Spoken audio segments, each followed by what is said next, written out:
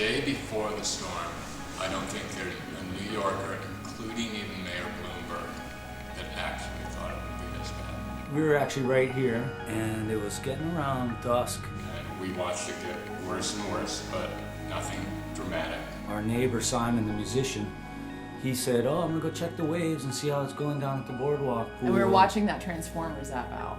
Right. And we're like, oh, there goes power. And Simon comes busting in the gate and running by, and he's like, it's on. And all I saw behind him, like up to his ankles, is water rushing in behind him. And he's like, you guys, it's coming.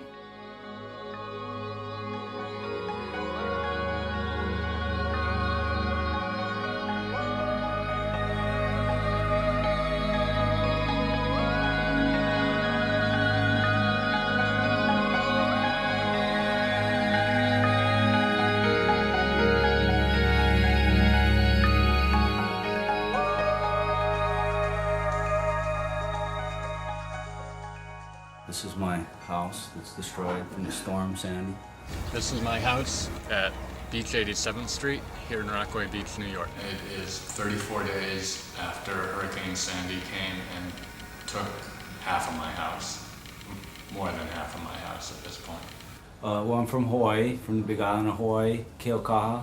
I didn't even know there were waves here or anything. We were able to pay for our mortgage and live at the beach, but still be in New York City. It originally moved here for the waves. Now it's a really tight community of friends, and that's why you live here. The break has gotten more and more crowded year after year. You suddenly have a lot of novices coming out, and a lot of them are coming from Brooklyn, and they're coming from Williamsburg, and you know, it's this whole sort of, oh, them versus us, and the people that live here versus the people that are coming in. And I think there was a certain level of animosity, but I think some of the homeowners, like myself, also saw that as like a change in the neighborhood, like a shot in the arm. The city was now finally taking notice of the Rockaways and wanting to fix it up. Last year, I think they estimated that 3.4 million people came out to the beach, and this year it was 7.1 million people came out to the beach.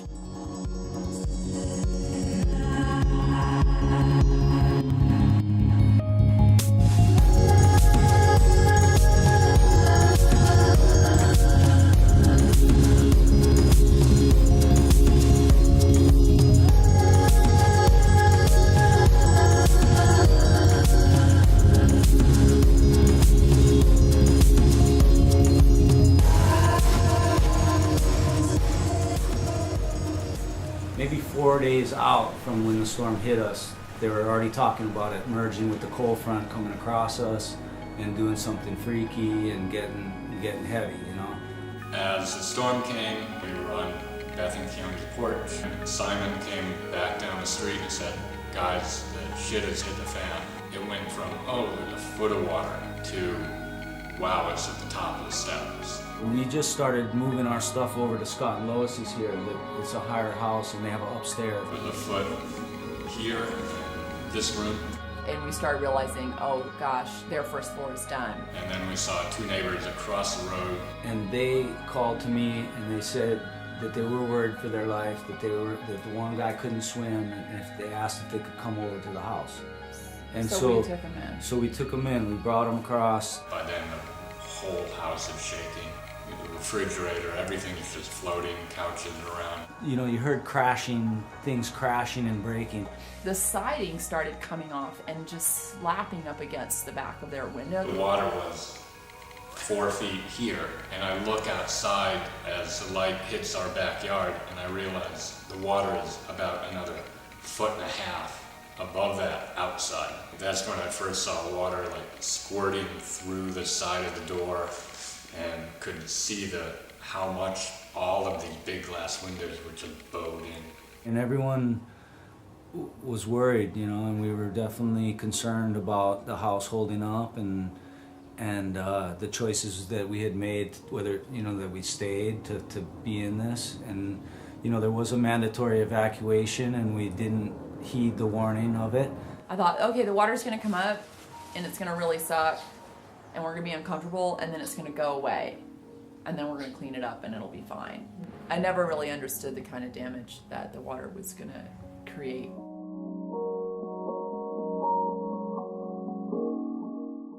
The next morning, we looked down here, the water was still, floorboard-wise. It was there until about 11, and the whole house was filled with this weird condensation, so it was like being in a tropical forest of rain.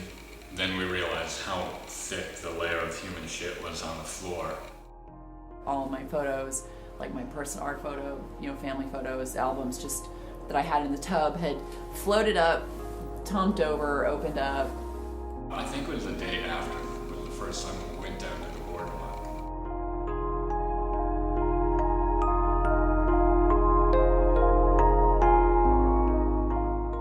The devastation was so overwhelming for me that I just, that's when I was really like just crushed and felt like, just let's get out of here. What are we doing here? Why rebuild?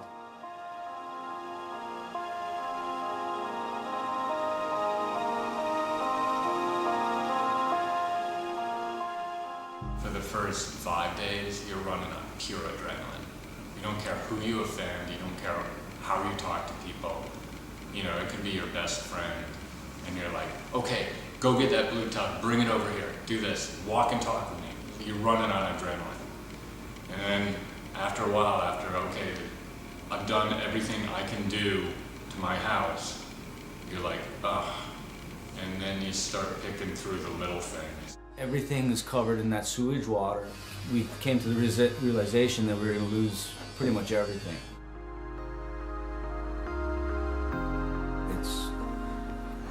It was painful.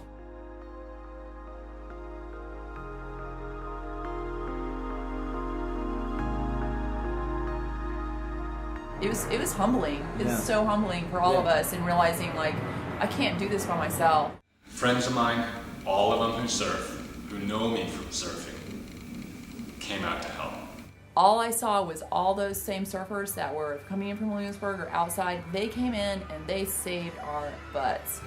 Between the volunteers and Team Rubicon, ripping up the floor and the drywall is the only reason we have this house.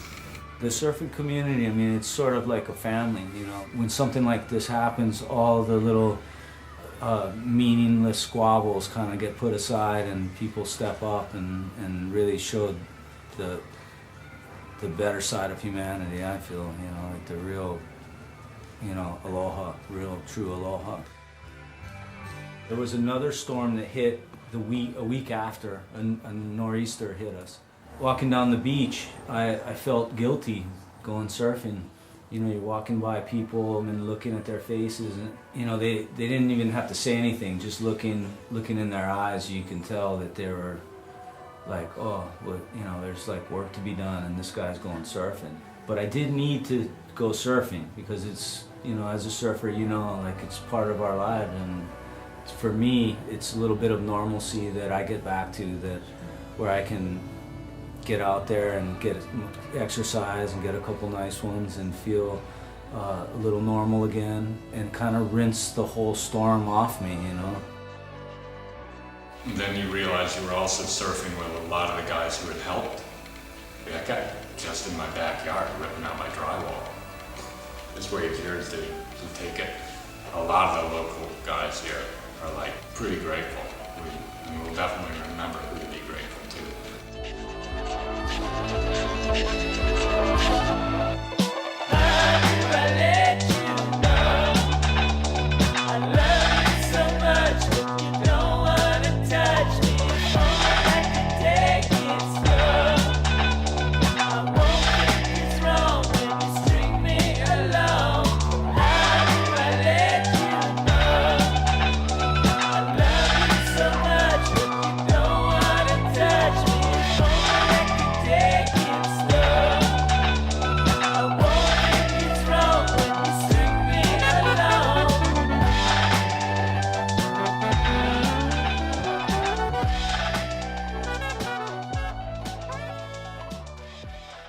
You look out at the waves, you can barely see the destruction.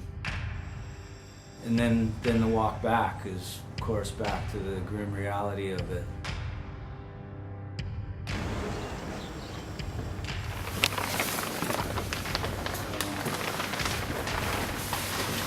The way to keep mold off of your things is, you know, block off the area, block off all your vents, keep your windows shut, and put it all in sealed bags. He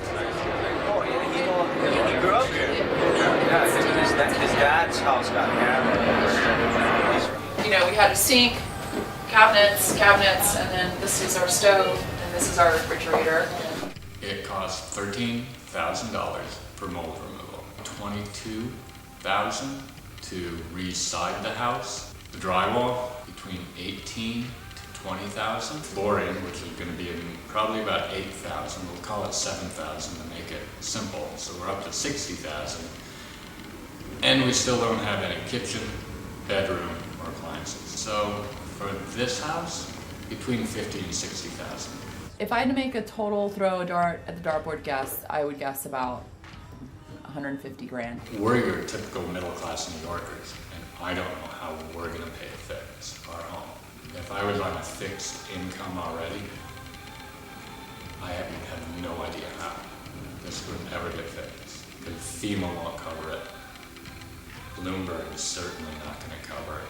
Hot meal and blanket's not going to put your house back up.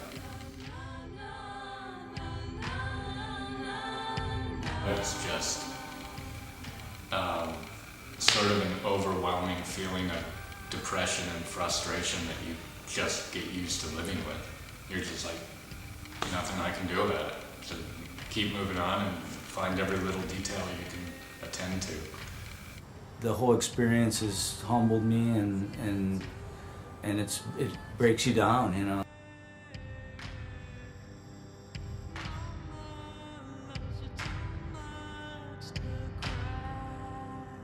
I've experienced deaths and sicknesses within my family and can't buy back somebody's life, or, you know, there's things that aren't fixable, and this is fixable for us. And it's a huge hassle and it's emotional, but you know, we're gonna build it back. It's an unusual situation where we might actually have the funding and the knowledge and the opportunity to say, this is problematic. We have an opportunity now to fix it, and hopefully the city will listen and they'll take it the right direction. New York, Bloomberg, the U.S. government overall needs to take a look at what Rockaway is. Rockaway is a gem of a place right next to the biggest city in the world. I don't think in any way that it has changed like the tight-knit community, other than made us tighter. Because I don't know of anyone that, you know, didn't help out each other. This is why we stay. I mean, it's why we moved here, because the people here are, it's a community like I've never been in before in my life. The New York surfer is a different breed, I think, and they've made it a place that you'd want to live at. You know, a place that you feel a part of, and you're connected to this group. You know, of people that are like-minded and want to surf and enjoy the beach. I think that the surf community will definitely. It took a hard shot in the face. You know, in Rockaway, we're hard to kill, man, and we're not staying down. You know, we're gonna get up, we're gonna shake our pants off, shake our shirt off, and everybody's gonna band together and rebuild. Na, na, na, na, na, na, na, na, na, na, na,